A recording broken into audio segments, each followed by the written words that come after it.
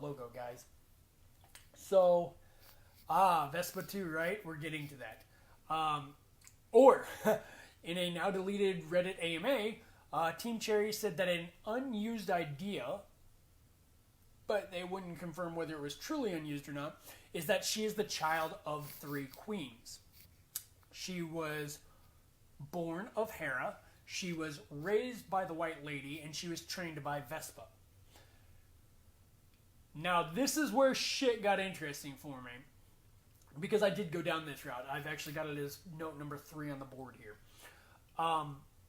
If she was raised by the queen, let me be very careful with my wording. If she was raised by White Lady, per fucking haps, that would actually explain the nursery in the White Palace. I don't think that's the nursery for vessels, personally, and I don't believe it's the nursery for vessels because of a lot of reasons. Main reason being that when we climb out of the abyss, we have already been born and we are dead. We've died. The Pale Lady tells us to go seek our place of birth and death. We've been born, we've died. We probably were born out of the black egg, probably died down there as well when the void filled us. But we made our way up. And when we made our way up, we are no longer a baby. There's no need for that nursery. But you know who would need a fucking nursery? Baby Hornet. So if she was the one who raised Baby Hornet, that nursery is Hornet's. And I'll be honest with you, as soon as we jump off of here, I've got a lot more exploring to do on the fucking game. My shit goes to sleep. Somebody holler at me. I've got a lot more exploring to do on the game. And I need to go back and I actually need to take a look at that nursery. And I'm going to scour it for fucking clues. And I know it's been done before, but maybe I'll find something, maybe I won't. But that was a really interesting idea as well. What if that was a used concept and the White Lady did raise her? And then obviously she would have been trained and named by Vespa, which makes a lot of sense as well, because why would fucking Dweller of Deep Nest call her kid Hornet after a fucking wasp? It seems odd. Another cool fact about Hornet, and the fact that she's not afraid to kill everybody, and her training has allowed for her to be pretty fucking deadly. Number one, she stood up to the fucking hunter. It's in her description. Like, she basically stung him with her needle and fucking bolted. So she stood up to the hunter, and he thinks perhaps she is the hunter. And probably not. But she also fought Quarrel. And I don't know if you guys have read the comic or not, but she actually meets Quarrel and she attacks him at Howling Cliffs when Quarrel returns to Hallownest. And when she does, Monomon's mask actually repels her. And when she realizes that, hey, there's something more here, and she actually leaves him alone. She gets the fuck out of there. But when we meet her, she gives us some dialogue before getting the fuck out of there. And if you can get the fucking glitch where she's upside down and whoops, out of there, it's fucking hilarious. I recommend that one. I'm not sure how to get it, but you just look it up on YouTube. It's fucking hilarious. But here's where every time, like I said, every time I do one of these, I find something new, find something I didn't know, which, if you guys haven't realized, like, I'm way the fuck into this lore, so there's not a lot I don't know, but every time I do one of these, I get surprised by something, or I read something different than I did before. And one of her lines when we first meet her is, "A terrible thing awakens. I smell it in the air." Which was twofold for me. And I'm going to start at the end of that and work my way to the beginning, because I think the end I can probably explain, and the beginning I kind of want your guys' thoughts on as well. So the end of it, I smell it in the air. If you look at the light seed, not life seed, light seed description, that there's strange air seeping down into Hallownest, and some of that air became life, and it becomes a single-celled organism. It's weird, I know. Roughly, that's the description for it. And yeah, the weird is actually in there. Like he can't explain it. But so that infection is in the air and she can sense it. Another interesting part of it being in the air and her being able to sense it is the fact that Team Cherry in the write-up says she has avoided becoming infected so far, implying that Hornet is capable of becoming infected, which is a big pointer to, hey, maybe she's not fucking Void. Hey, Hornet's not fucking Void. Let me rephrase that. Hey, Hornet's not fucking Void. If she has the potential to become infected, she cannot be Void. We can clearly fucking draw that from Broken Boy, Broken Vessel, or Lost Kin, whatever you want to call him. The infection cannot get into his body until it has completely cored him and left only the shell. So if Hornet is able to get infected, there is no Void there, guys. Done. Like, I'm pretty sure we can put that one to bed. Hornet's not Void. Done. But we've got to, we can get the, I can smell it in the air. I can understand that one. Here's the part that I now question. A terrible thing awakens. God, I said I wasn't going to talk about Silk Song at all, and we're going to jump into it a lot, actually. So that terrible thing that awakens, originally I thought we were talking about the Hollow Knight. Because in the very beginning, we see him in the chains, his eyes open, maybe he's waking up. But that makes no fucking sense, because why would she describe her brother as a terrible thing? She has to. She actually calls him our cursed sibling, I believe it is. But she never talks bad about him. She never talks down about him. So for her to describe the Hollow Knight as being horrible doesn't seem correct to me. That's something that's interesting. So something that awoke is terrible. And I originally read those two together, and they are actually two separate sentences. A terrible thing awakens, period. I can smell it in the air, ...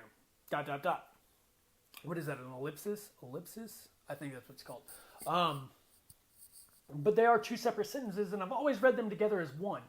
But that thing that awakens, we are to assume that everybody's already infected before we get there.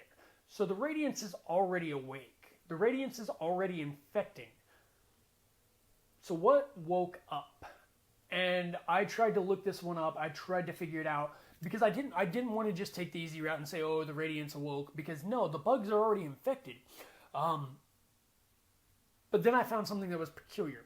In the Treehouse, the Nintendo Treehouse Live, I believe it was the Golem from Silk Song, was described as an ancient thing awakens. Perhaps there's more to these lines than we originally thought. I'm not going to speculate again into Silk Song, but it's very interesting.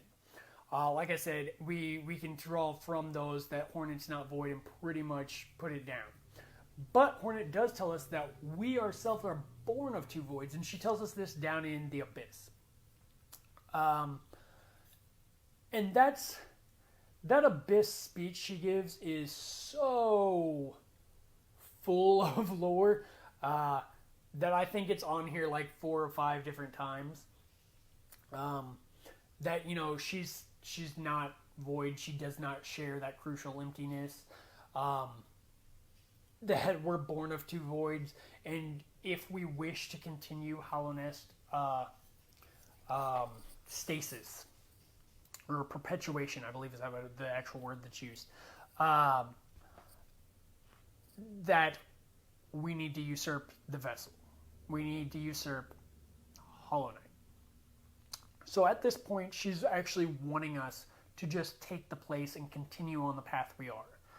As we progress further in our story, she changes that up a bit, and when she starts changing it up, it's very interesting. Having a hard time focusing. The camera's having a hard time focusing, I'm having a hard time focusing, you're having a hard time focusing, what's having a hard time focusing? Let me know. But she changes that a lot. And when she changes it, some of these things get really interesting. Where she changes is actually after we beat her in Kingdom's Edge. And she lets something, I don't want to say slip, because Team Cherry put all of this on there on purpose, and they knew what they were doing because they went back and retroactively fixed things as well. But they left a line in there that made me, not question, but made me go, hey, wait a minute, this proves something else I've been trying to say, is that we're not hollow. Her line that made me question this word to kind of reaffirm my belief is, you could do it if you had the will. And in that, she's talking about actually beating, I believe it's the Radiance at this point, not the Hollow Knight. She kind of changes, and she starts to have hope. But there's a word in there, in that, that was really like, ugh, ugh. If it has a will, it's not empty. So if we have the will to beat the Radiance, we're not empty. Which means if we do, if we usurp the Hollow Knight, we're going to just basically end up fucking Hallownest again. We'll probably hold it longer, but it's going to break out. So,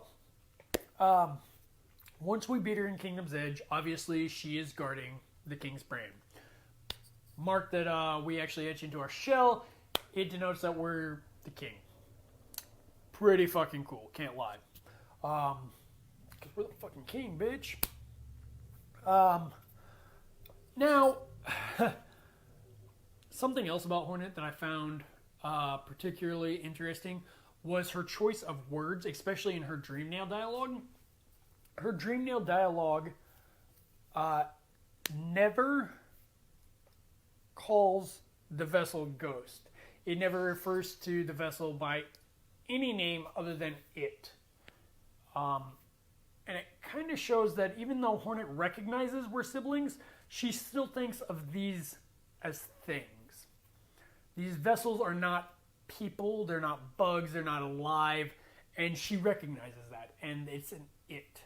Obviously, she calls us little ghosts throughout, but in her mind that we get to see, we're not even a ghost, we're just a thing.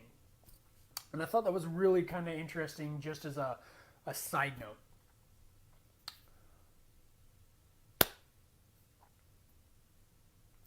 Matt, I know you're here and I know you want to talk about Shadelord. And we're going to fucking talk about Shadelord. Because we're still down in that abyss with Hornet. And like I said, a lot of the lore and a lot of the concepts and ideas come from there. And some of that speech is very interesting, guys. She knows that when we ascend unscathed, could it possibly unite such vastness? And that those words, uniting such vastness, I know are the fucking phrase right there. And we also know from beating Abzrad that when we unite the... Actually, no, we know before that if we really were paying attention. We know from the bug with the basin that we're now the Lord of Shades. But we know when we beat her Abzrad, what that means. So Hornet has some knowledge of uniting the void, uniting that vastness, uniting the emptiness, and becoming, transcending the Hollow Knight. And she'll actually use that term transcend. And that's really kind of interesting, to transcend or rise above or ascend and become Shadelord. And she has knowledge of this, and she lets us know that she has knowledge of this in her Dreamnail dialogue in the Abyss. Could it do such an impossible thing, uniting such vastness, I think is the phrase. Nope. Actually, it's not. That's a different Dreamnail dialogue, but uniting such vastness is actually what she says. So we know of Shadelord from Hornet. And something else that's really interesting is Hornet knows about Shadelord's ancient enemy. Hornet knows about the Radiant Skies.